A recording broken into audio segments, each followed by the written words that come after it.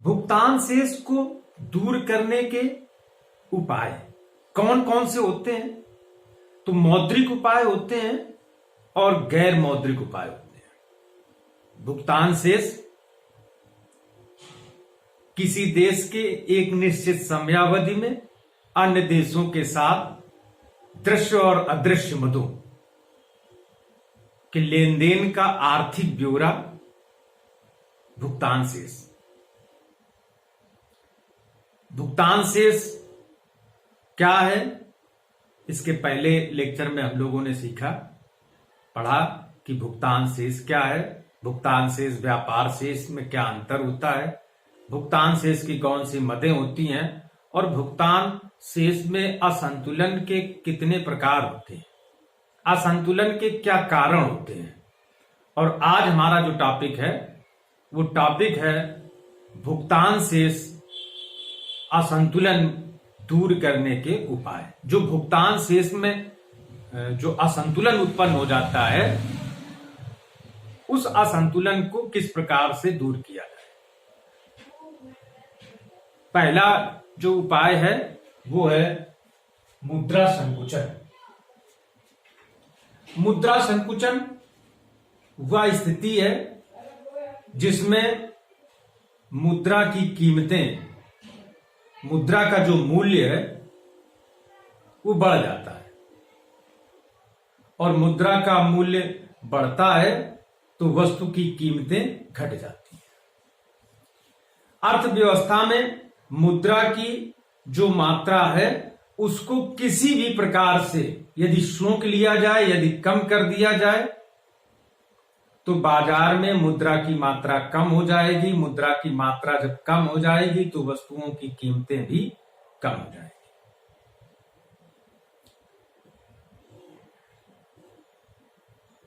बाजार में मुद्रा की मात्रा को सोखने का या कम करने के शाख नीतियां हैं, चाहे वो बैंक दर बढ़ा करके अर्थव्यवस्था से मुद्रा खींच करके बैंकों में जमा कर ली जाए, खुले बाजार की क्रियाएं,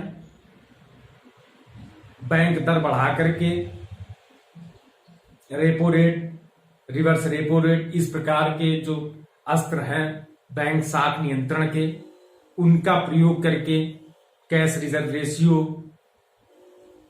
वैधानिक तरलता अनुपात, इन सभी जो अस्त्र हैं मुद्रा संकुचन के या मुद्रा के प्रसार के, तो अब यहां पर चूंकि मुद्रा का संकुचन बाजार से, अर्थव्यवस्था से मुद्रा की मात्रा को किसी भी प्रकार से सोख लिया जाए। अब जब बाजार में मुद्रा की मात्रा कम हो जाएगी, जब मुद्रा की मात्रा कम,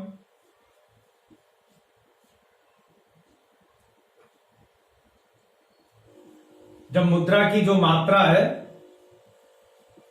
वो जब कम हो जाएगी तो बाजार में ब्याज की दरें बढ़ेगी, ब्याज की दर बढ़ जाएगी, ब्याज की दर बढ़ जाएगी।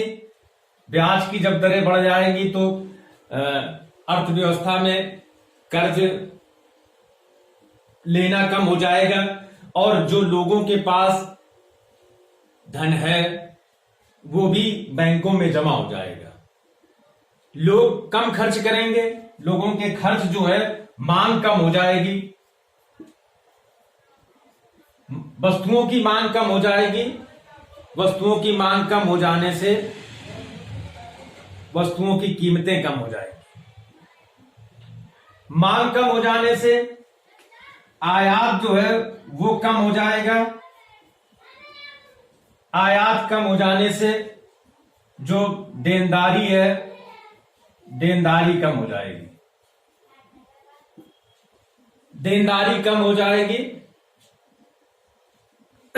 तुलनात्मक रूप से जब देश की वस्तुएं सस्ती हो जाएंगी तो विदेशों में हमारी वस्तुओं की जो निर्यात है या हमारी वस्तुओं की जो मांग है वो वृद्धि हो जाएगी। मांग वृद्धि हो जाएगी तो लेनदारी जो है वो बढ़ जाएगी। देनदारी कम, लेनदारी बढ़ जाएगी, हमारा भुगतान शेष का जो असंतुलन है वो दूर हो जाएगा। अब इस प्रकार की मुद्रा संकुचन के द्वारा भुगतान शेष में जो असंतुलन आया है उसको दूर करने का ये उपाय मुद्रा संकुचन है।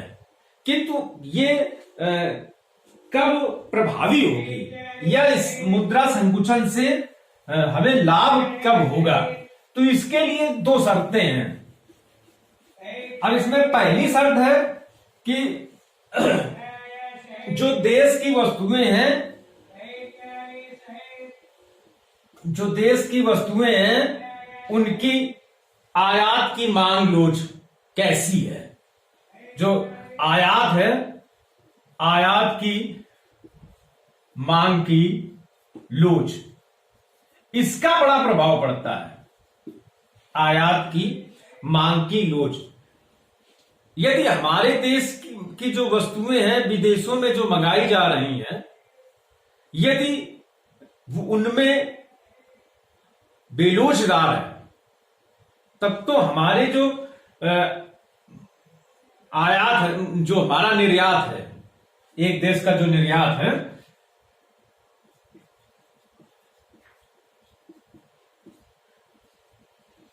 वो भी देश का जो आयात कर रहा है, यदि हमारी वस्तुओं की आयात की मांग की लोच बेरोजगार है, तब तो निर्यात बढ़ता है।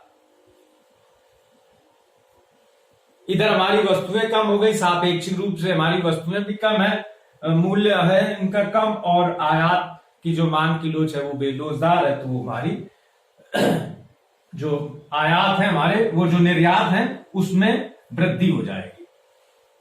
विपरीत स्थिति में देख लो, यदि हम जो आयात कर रहे हैं यदि वो बेरोजगार है, जो हमारा आयात है वो यदि बेरोजगार है, तो कमी नहीं होगी, तो वस्तु की जो मांग है वो कम नहीं होगी, और मुद्रा संकुचन के द्वारा जो हम भुगतान शेष का संतुलन दूर करना चाहते हैं वो नीति सफल नहीं होगी। तो जो मांग की लोच है, जो हमारी वस्तुओं की मांग की लोच है आयात की, उसका भी बड़ा प्रभाव होता है।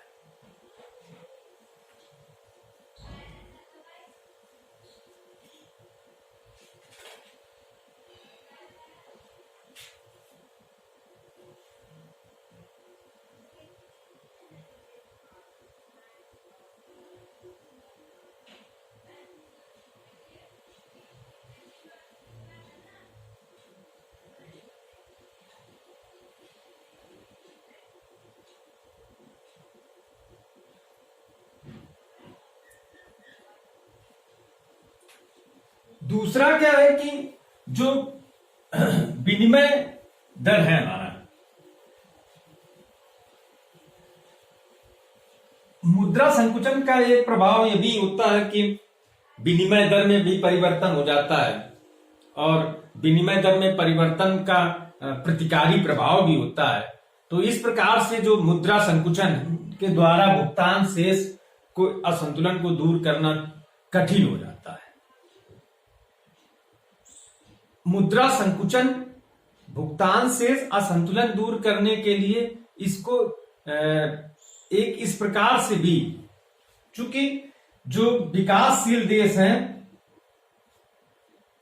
विकासशील देशों में बेरोजगारी अधिक हुई, बेरोजगारी मुद्रा संकुचन के द्वारा, जब अर्थव्यवस्था में साख महंगा हो जाता है, साख जब महंगा हो जाएगा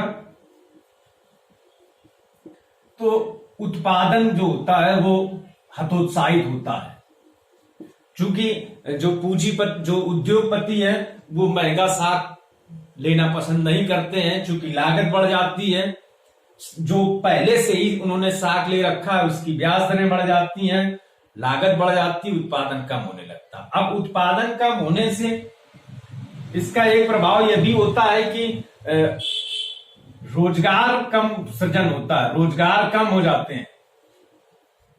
रोजगार कम हो जाने से लोगों की आय कम हो जाती है, आय कम हो जाने से मांग कम हो जाती है और मांग कम हो जाने से पुनः उत्पादन कम हो जाता है। तो इस प्रकार से मुद्रा संकुचन से एक अर्थव्यवस्था मंदी की स्थिति में पहुंच जाती है। तो इस प्रकार से मुद्रा संकुचन के द्वारा भुगतान शेष असंतुलन को दूर तो किया जा सकता है, किंतु बहुत ही जोखिम भरा उपाय होता है मुद्रा संकुचन के द्वारा भुगतान शेष के असंतुलन को दूर करना।